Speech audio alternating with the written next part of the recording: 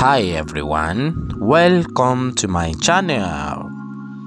If you are new to me, kindly click on the red subscribe button down below to subscribe to my channel free of charge so that you don't miss anything on this channel.